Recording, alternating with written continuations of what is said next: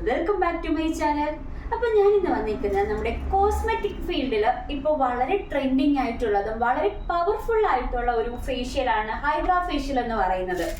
അപ്പോൾ ഓൾമോസ്റ്റ് എല്ലാ ആൾക്കാരും ഇപ്പോൾ ഹൈഡ്രാ ഫേഷ്യൽ ചെയ്തിട്ടുണ്ടാവും.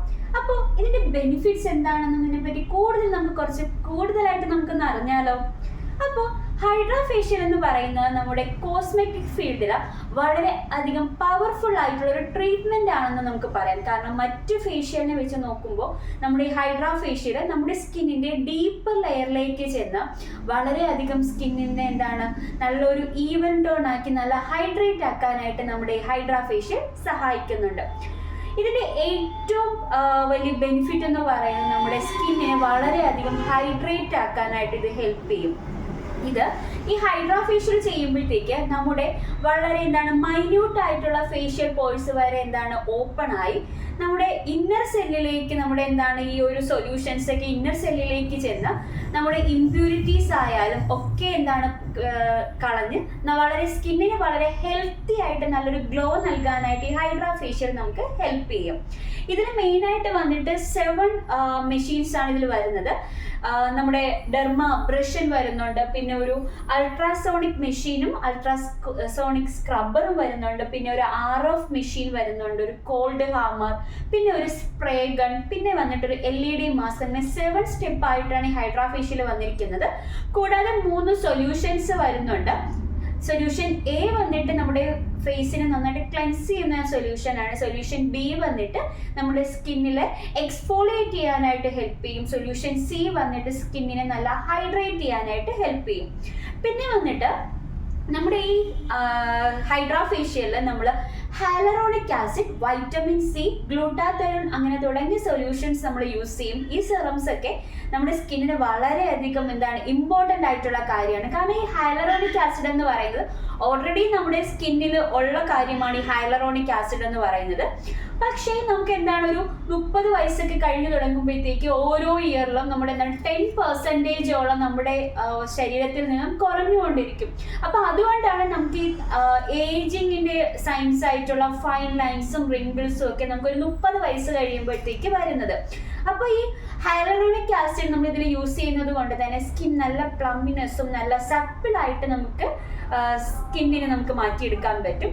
പിന്നെ വൈറ്റമിൻ സി നമുക്ക് എല്ലാവർക്കും അറിയാം നല്ലൊരു ആന്റി ഓക്സിഡന്റ് ആണ് വൈറ്റമിൻ സി എന്ന് പറയുന്നത്. അതുകൊണ്ട് തന്നെ ഈ ഒരു ഹൈഡ്രാ ഫേഷ്യൽ ചെയ്യുമ്പോഴത്തേക്ക് നമുക്കൊരു ആന്റി ഓക്സിഡന്റ് പ്രൊട്ടക്ഷൻ നമ്മുടെ സ്കിന്നിന് ലഭിക്കും. മാത്രമല്ല വൈറ്റമിൻ സി എന്ന് പറയുന്നത് നമ്മുടെ സ്കിന്നിനെ നല്ല രീതിയിൽ ബ്രൈറ്റൻ ചെയ്യാനായിട്ടും സഹായിക്കും. മൂന്നാമത്തെ നമ്മുടെ ഗ്ലൂട്ടാത്തയോൺ നമ്മൾ ഇതിൽ യൂസ് ചെയ്യുന്നുണ്ട്. അപ്പൊ നമുക്ക് എല്ലാവർക്കും അറിയാം ഗ്ലൂട്ടാത്തയോൺ എന്ന് പറയുന്നത് ഒരു മാസ്റ്റർ ആന്റി ഓക്സിഡന്റ് ആണ്. നമ്മുടെ ഇമ്മ്യൂണി സിസ്റ്റത്തിനെയൊക്കെ വളരെയധികം ഹെൽപ്പ് ചെയ്യുന്നു. മാത്രമല്ല മെലാനിൻ പ്രൊഡക്ഷൻ കുറയ്ക്കുകയും നമ്മുടെ പിഗ്മെന്റേഷനൊക്കെ കുറയ്ക്കാനായിട്ട് ഈ ഗ്ലൂട്ടാത്തയോൺ ഹെൽപ്പ് ചെയ്യും. അപ്പോൾ ഓവറോൾ നോക്കുകയാണെങ്കിൽ നമ്മുടെ ഈ ഹൈഡ്രാ ഫേഷ്യൽ എന്ന് പറയുന്നത് നമുക്ക് എല്ലാവർക്കും വളരെയധികം ബെനിഫിറ്റ് ആയിട്ടുള്ള ഒരു കാര്യമാണ്.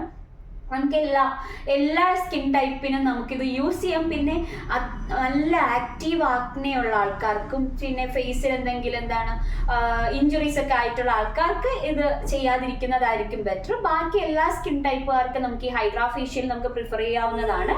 പിന്നെ ഏറ്റവും ശ്രദ്ധിക്കേണ്ട കാര്യം എന്ന് പറയുന്നത് നോർമലി നമുക്കൊന്ന് ട്രൈ ചെയ്ത് നോക്കാം എന്നുള്ള രീതിയിൽ പലരും ഒറ്റ തവണ ആയിട്ട് ഇത് ചെയ്യാറുണ്ട്. പക്ഷെ മാക്സിമം എല്ലാവരോടും പറയാനുള്ളത് ഇതൊരു 3 മാസം മന്ത്ലി വൺസ് എന്നുള്ള നിലയിൽ 3 മാസം നിങ്ങൾ ഇത് ചെയ്യുന്നതായിരിക്കും നിങ്ങളുടെ സ്കിന്നിന് കൂടുതൽ സ്യൂട്ടബിൾ ആയിട്ടുള്ളത്. കാരണം നമുക്കിത് ഒരു തവണ ചെയ്യുമ്പോഴത്തേക്ക് നമുക്കറിയാം നമ്മുടെ മറ്റു ഫേഷ്യലൊക്കെ ചെയ്യുമ്പോൾ സ്കിന്നിന് പുറമെ ഔട്ടർ ലെയറിലാണ് ആ ഒരു ചേഞ്ചസ് ഒക്കെ വരുന്നത്. ഒന്ന് ബ്രൈറ്റ് ആവും.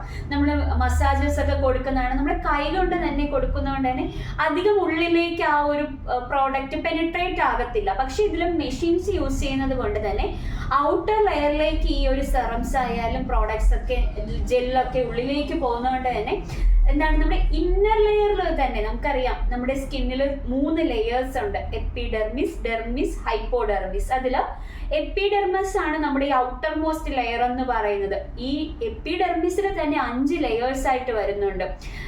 Stratum granulosum, stratum spinosum, stratum ലുസിഡം, stratum കോർണി, അങ്ങനെ 5 ലെയേഴ്സ് വരുന്നുണ്ട്.